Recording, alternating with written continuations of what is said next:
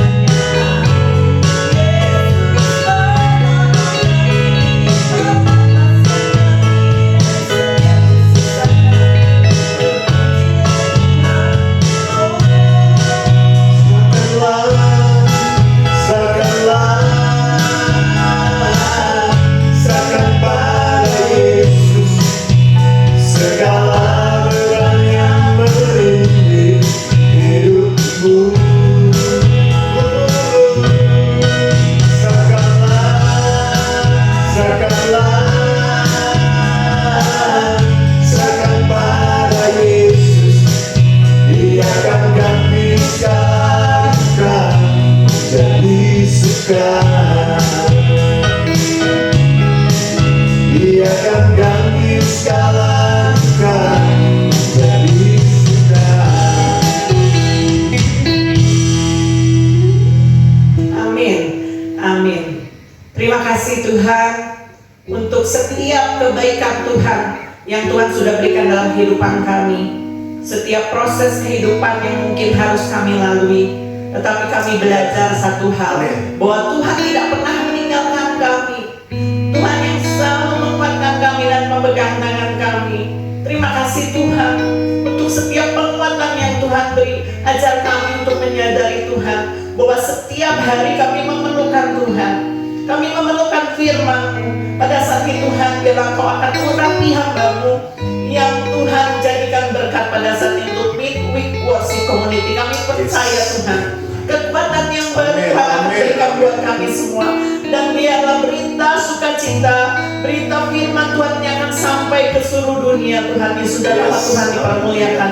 Banyak orang yang percaya kepada Tuhan Yesus dan menerima keselamatan. Terima kasih Tuhan, terima kasih untuk setiap kasih setia Tuhan yang selalu Tuhan berikan dalam kehidupan kami.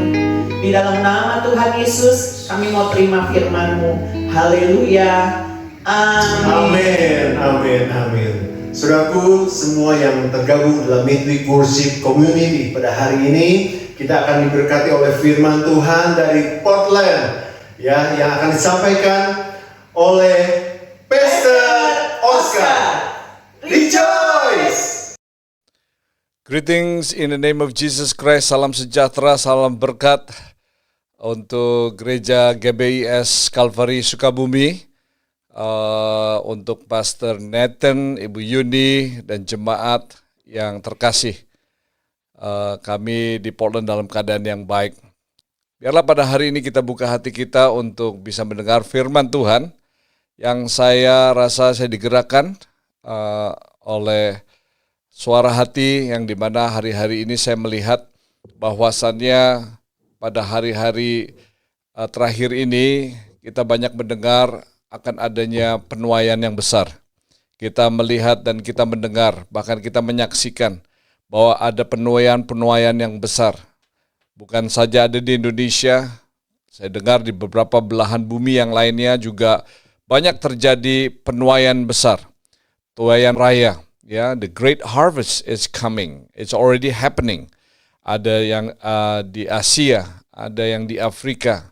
Saya juga dengar banyak sekali di Middle Eastern, begitu banyak sekali.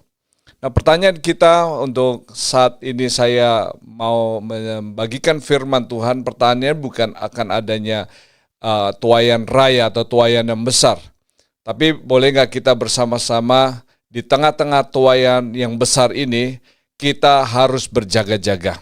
Kita harus senantiasa menyiapkan diri, dan kita juga bukan saja menyiapkan diri untuk menuai jiwa-jiwa yang hilang atau jiwa-jiwa yang belum mengenal Tuhan, tetapi kita harus mempersiapkan diri dan membenahi diri kita, karena pada hari-hari terakhir ini bukan saja mata Tuhan kepada mereka yang terhilang, tapi mata Tuhan juga ada bagi mereka yang mengikuti Kristus, bagi mereka yang melayani, bagi mereka yang ada di gereja, bagi mereka yang sudah mempunyai iman. Biarlah pada saat ini saya ingin membagikan firman Tuhan yang diambil dari kitab Injil Matius, pasalnya yang ke-24, ayatnya yang ke-44, dikatakan demikian. Sebab itu hendaklah kamu juga siap sedia. Ini Matius 24 ini Yesus berbicara tentang kedatangannya untuk kedua kali, ya, karena Anak Manusia datang pada saat yang tidak kamu duga. Garis bawahi Bapak Ibu yang terkasih, kamu juga siap sedia. Di dalam bahasa Inggrisnya be alert, be ready, be prepared, be warned, ya, perhatikan hari-hari ini. Karena saya percaya kalau kita tidak mempunyai satu kesiapsiagaan kita, bukan kesiapsiagaan akan menuai orang-orang yang terhilang, tetapi kita juga harus memperhatikan iman kita. Kita harus memperhatikan hati kita. di mana saat ini iman kita.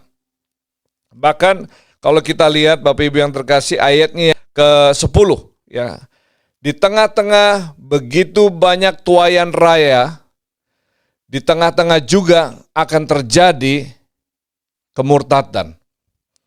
Mari kita lihat ayatnya yang ke-10, dikatakan di pasal 24 ayat yang ke-10.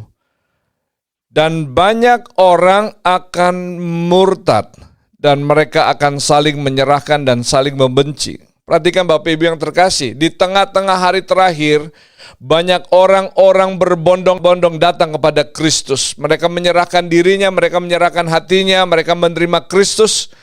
Tetapi banyak juga orang-orang yang ada di dalam gereja, banyak orang yang dulunya memegang erat iman di dalam Kristus. Mereka di dalam bahasa Indonesia dikatakan murtad, di dalam bahasa Inggris dikatakan falling away, turn away. Mereka meninggalkan iman mereka. Mereka sudah lagi tidak percaya kepada iman yang sesungguhnya. Biarlah pada saat ini kita boleh membuka hati kita. Apakah kita saat ini memang masih jauh, Bapak Ibu yang terkasih. Tetapi biarlah peringatan yang datang daripada Tuhan Yesus sendiri ini menjadikan kita untuk bisa tahu bahwa the great falling away atau kemurtatan itu tidak terjadi langsung tiba-tiba, ya. Tidak langsung tiba-tiba. Sudah dinubuatkan oleh Tuhan Yesus, bahkan Rasul Paulus mengatakan juga, Bapak Ibu yang terkasih. Dikatakan di 2 Tesalonian pasal yang kedua. Dikatakan di sini ayatnya yang ketiga. Janganlah kamu memberi dirimu disesatkan oleh orang dengan cara yang bagaimanapun juga. Sebab sebelum hari itu haruslah datang dahulu murtad dan haruslah dinyatakan dahulu manusia durhaka yang harus binasa. Saya tahu secara teologi kita begitu banyak sekali kita bisa mempunyai argumentasi tentang apa yang saya katakan demikian. Saya tidak mengatakan bahwa nanti yang great falling itu adalah waktu kedatangan Tuhan Yesus atau dalam masa pencobaan, masa antikris. Saya tidak berbicara karena begitu banyak teologi yang mengatakan demikian. Yang saya katakan adalah akan terjadi kemurtadan, akan terjadi great falling away. Ini bukan saja bagi mereka yang datang ke gereja saja, tapi ini juga untuk mereka yang sudah melayani Tuhan. Ini juga yang sebagai pendeta, sebagai pelayan-pelayan Tuhan sekalipun. Ini adalah satu peringatan yang besar. Saya nggak tahu yang ada di Indonesia, tetapi berita yang besar yang terjadi di barat, daerah Amerika, bahkan di Australia, begitu banyak sekali orang-orang yang dahulu melayani Tuhan, sekarang sudah tidak melayani Tuhan. Yang dahulu memuji Tuhan, sekarang sudah tidak lagi, bahkan mereka mempertanyakan. Nah, pertanyaan kita, kenapa kok bisa terjadi ada kemurtatan besar? Saya berdoa ini tidak akan terjadi untuk Bapak Ibu yang terkasih, tidak terjadi untuk saudara-saudari, tidak terjadi untuk anak-anak kita. Tetapi ini peringatan sungguh benar-benar harus kita perhatikan dengan baik. Karena dikatakan di sini sebelum hari itu haruslah datang dahulu. It has to come first, the falling away. Jadi harus datang dahulu sebelum kedatangan. Jadi tanda-tanda Kristus atau hari-hari terakhir, sementara berbondong-bondong orang datang kepada Kristus, ada juga sebagian yang keluar. Ada yang sebagian yang falling away, meninggalkan iman mula-mula. Mereka mulai berbalik iman mereka dan mereka tidak meninggalkan iman pada mulanya di situ.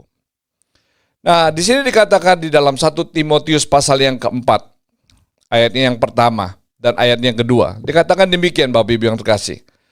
Tetapi Roh dengan tegas mengatakan bahwa di waktu-waktu kemudian atau di waktu-waktu terakhir ada orang yang akan murtad. Jadi firman Tuhan itu tidak berbicara hanya hal-hal yang sifatnya the great harvest. Bahkan di dalam perjanjian baru, peringatan-peringatan ini ada di Matius. Peringatan ini ada di 2 Tesalonika. Peringatan ini ada di Timotius. Peringatan ini ada di buku Ibrani. Peringatan ini ada di 1 Yohanes. Peringatan ini ada di buku Wahyu. So Bapak Ibu yang terkasih, kita tidak bisa hanya membaca firman Tuhan yang baik-baik saja.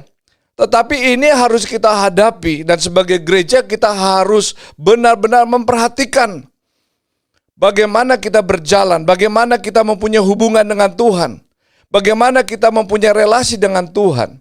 Karena kalau tidak, Bapak Ibu yang terkasih, kita mempunyai potensi untuk juga bisa meninggalkan.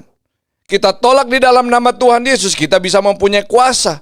Tetapi yang bisa membuktikan itu adalah saudara dan saya. Karena apa yang terjadi? Bahwa kemurtatan atau falling away, meninggalkan iman, itu bisa terjadi kepada siapapun. Bisa terjadi kepada mereka yang sudah melayani Tuhan berpuluh-puluh tahun. Jadi tidak mungkin ada orang mengatakan, saya tidak mungkin meninggalkan iman. Itu iman kita. Tetapi Bapak Ibu yang terkasih, biarlah peringatan yang keras ini membuat kita merenung, membuat kita melihat di mana posisi iman kita saat ini. Apakah iman Bapak Ibu yang terkasih hanya mengikuti orang? Iman kita oleh karena kita cuma hanya mendengarkan apa yang orang lain khotbahkan, atau hanya mendengar di YouTube ya Bapak Ibu yang terkasih, hanya mendengar kiri dan kanan.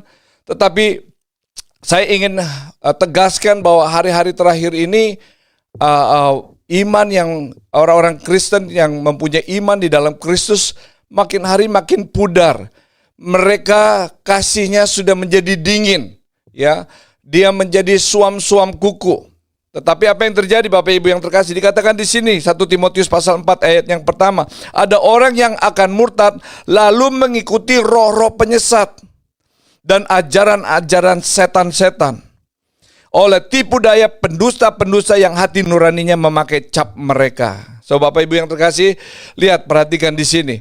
Kemurtatan atau kemunduran di dalam iman, ya, itu terjadi ada beberapa hal. Pertama, karena ada penyesatan besar. Apakah Bapak Ibu yang terkasih juga pernah mendengar bahwa hari-hari ini jangan kaget, jangan kita merasa sepertinya kok bisa ya terjadi demikian, karena sudah dinubuatkan, sudah dituliskan oleh hamba-hambanya atau para rasul, bahkan Yesus ini sudah bicara. Akan ada penyesat-penyesat di akhir zaman ini. Bentuknya seperti pengkhotbah, bentuknya seperti hamba Tuhan, tetapi mengajar pengajaran-pengajaran yang menyesatkan. Mulai mengajarkan hal-hal yang sifatnya tidak ada lagi namanya pertanyaan-pertanyaan mengenai Tritunggal, pertanyaan-pertanyaan Allah Bapa, Putra, dan Roh Kudus yang sifat-sifatnya hal mendasar. Bahkan ada juga pengajaran-pengajaran bahwa Yesus itu bukan Tuhan.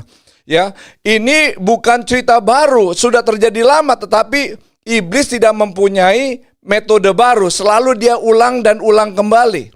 Dan korbannya adalah siapa? Adalah bagi mereka orang-orang Kristen yang tidak mempunyai akar yang kuat di dalam Kristus. Mereka hanya ikut-ikutan, iman mereka ikut-ikutan. Ya, saya tahu ini tidak terjadi untuk GBIS Kalvari di Sukabumi atau juga mereka dan kawan-kawan di tempat lain, ya.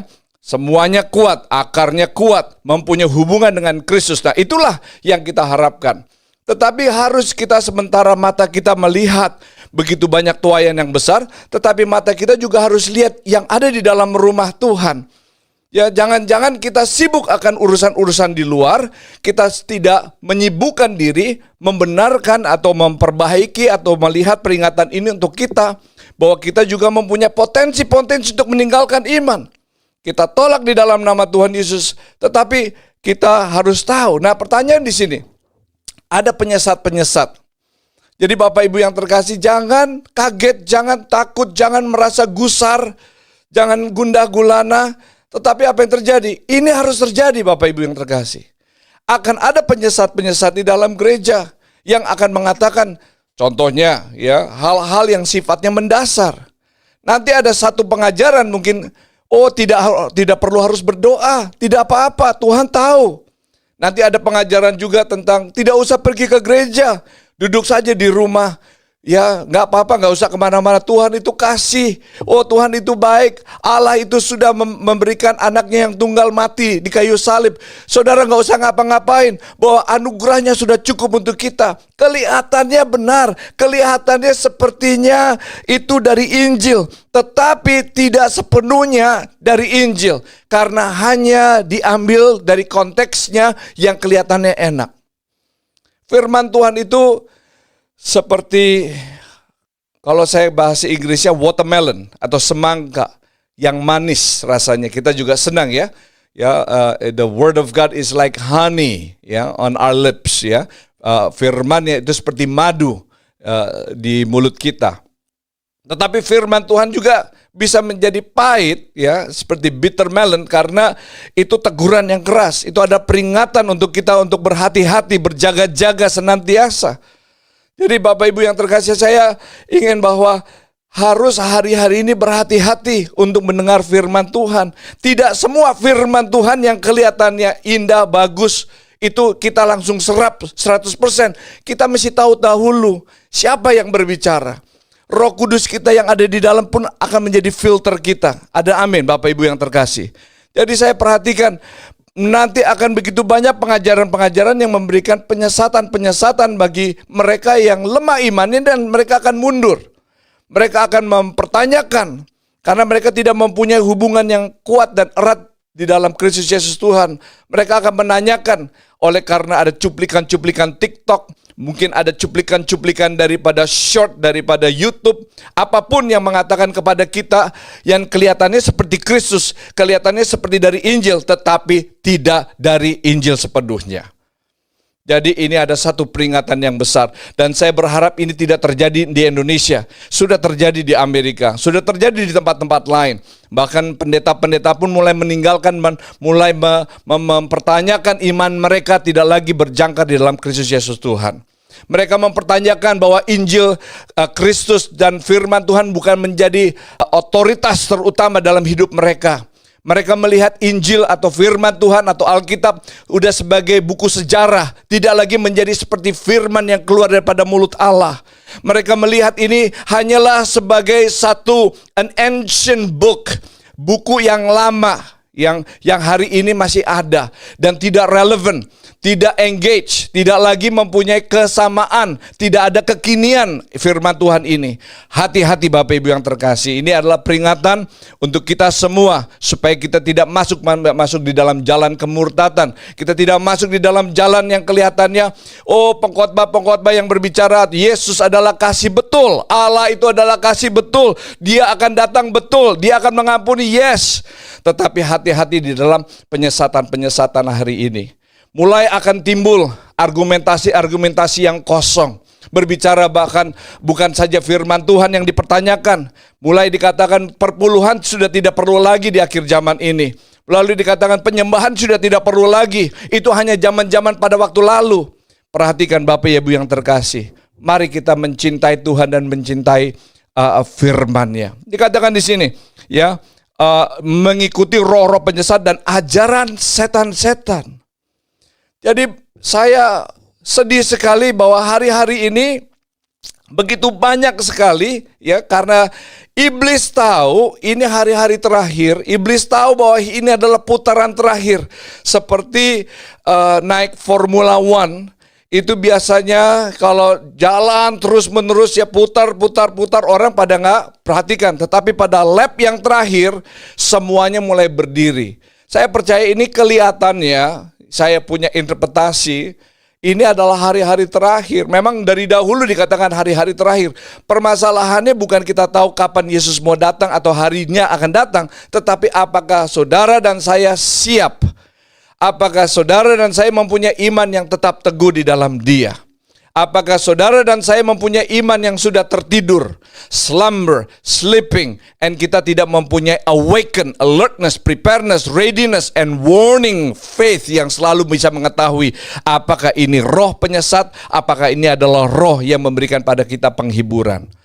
Jadi ajaran-ajaran setan pun di sini pun begitu banyak rupanya Bapak Ibu yang terkasih. Tidak, pengajaran setan itu bukan berbondong-bondong kita menyembah setan yang sepertinya kelihatannya ada dua tanduk dan kelihatan figurnya yang seram. Tidak.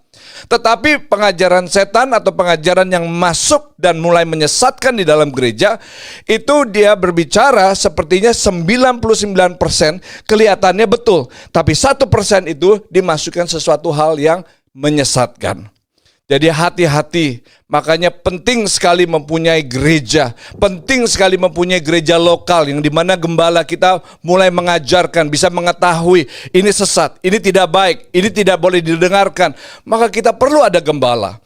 Kita perlu punya ada pastors, kita perlu ada hamba-hamba Tuhan yang bisa membaca firman Tuhan. Hati-hati Bapak Ibu yang terkasih, bagi mereka yang tidak mempunyai gereja, tidak mempunyai jemaat, tidak mempunyai pelayanan, ujuk-ujuk Bapak Ibu yang terkasih tiba-tiba nongol ada di YouTube, tiba-tiba nongol ada di TikTok, tiba-tiba nongol ada di Instagram karena ada followernya banyak. Lalu apa kalau karena kata-kata yang manis kita bisa terjerembab, kita bisa terperangkap oleh tipu muslihat iblis. Di mana dikatakan udah nggak usah ngaku dosa lagi, kita udah nggak usah lagi membaca firman, kita nggak usah lagi datang ke gereja, kita udah nggak usah lagi berdoa, kita nggak usah lagi bayar perpuluhan. Oh, itu adalah perjanjian lama. Nanti makin hari makin dalam, makin hari makin kita akan masuk di dalam perangkatnya si iblis. Kalau Bapak Ibu yang terkasih perhatikan di dalam Kejadian pasalnya yang kedua dan yang ketiga, bahwa pengajaran-pengajaran iblis yang kelihatannya seperti ular itu sudah mengganggu Eve ya atau Hawa. Bahwa Tuhan mengatakan tidak boleh makan cuman satu buah, yaitu buah yang terlarang. Ya, tetapi Tuhan mengatakan engkau boleh makan apa saja tetapi engkau tidak boleh makan satu buah. Lalu apa yang terjadi? Ada the doctrine from Satan sudah terjadi di Taman Firdaus. Apa yang terjadi Bapak Ibu yang terkasih? Kata ajaran-ajaran sesat itu yaitu menambahkan atau mengurangi, ya, menambahkan, adding to the scripture or subtracting from the scripture. Iblis tahu bahwa firman Tuhan ini ya dan amin. Dia bisa menambahkan dan dia juga bisa mengurangi. Jadi makanya apa yang terjadi, kita harus hati-hati di dalam mendengar, bahkan kita juga harus memperhatikan kepada siapa kita dengar di sini. Tapi apa yang terjadi? Iblis mengatakan, "Oh, engkau tidak akan mati ketika engkau makan buah ini." Ya.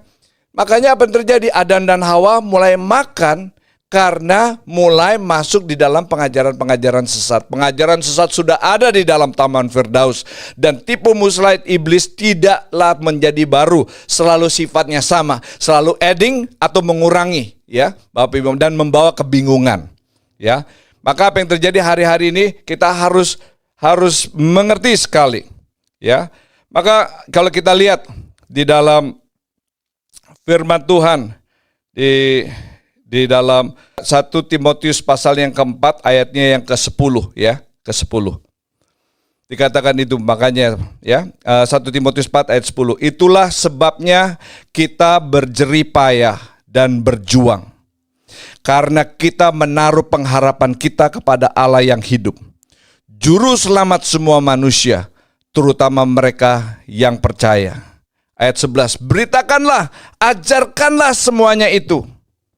Ya, jadi Paulus berbicara ini kepada Timotius, karena kita punya iman tidaklah harus menjadi iman yang tertidur, iman yang mudah untuk kita katakan bahwa gampang saja ya, tetapi kita harus perjuangkan iman kita. Kita harus meyakini, kita harus giat di hari-hari terakhir ini ya. Perhatikan Bapak Ibu yang terkasih di dalam Ibrani pasalnya yang ketiga. Saya perhatikan di sini, lihat ya. Ayatnya yang ke-7. Dikatakan di sini. Ayat yang ke-7. Sebab itu seperti dikatakan Roh Kudus, pada hari ini jika kamu mendengar suaranya, jangankanlah keraskan hatimu seperti dalam kegeraman pada waktu pencobaan di padang gurun, di mana nenek moyangmu mencobai aku dengan jalan menguji aku, sekalipun mereka melihat perbuatan-perbuatanku 40 tahun lamanya. Itulah sebabnya aku murka kepada angkatan itu dan berkata, selalu mereka sesat hati dan mereka tidak mengenal jalanku. Ya, ayat 12. Waspadailah hai saudara-saudara, supaya di antara kamu jangan terdapat seorang yang hatinya jahat dan yang tidak percaya oleh karena ia murtad dari Allah yang hidup. 13 ini adalah kesimpulan saya. Tetapi nasihatilah seorang akan yang lain setiap hari. Menjelang hari Tuhan kita harus setiap hari menasihati, memberitahui, memperingati. Setiap hari selama masih dapat dikatakan hari ini. Supaya jangan ada di antara kamu menjadi tegar hatinya karena tipu daya dosa. Ya, karena kita telah beroleh bagian di dalam Kristus, asal saja kita teguh berpegang sampai kepada akhirnya pada keyakinan iman kita yang semula. Ayat 15, tetapi apabila pernah dikatakan pada hari ini, jika kamu mendengar suaranya, janganlah keraskan hatimu seperti dalam kegeraman. Bapak Ibu yang terkasih, biarlah pada saat ini saya berdoa, ini adalah satu pengajaran supaya kita berhati-hati. Gak semuanya bentuk daripada orang yang berkhotbah yang kelihatannya bagus, yang kelihatannya sepertinya eloquent, bisa berbicara dengan kata-kata yang manis. Kita harus filter dengan Roh Kudus.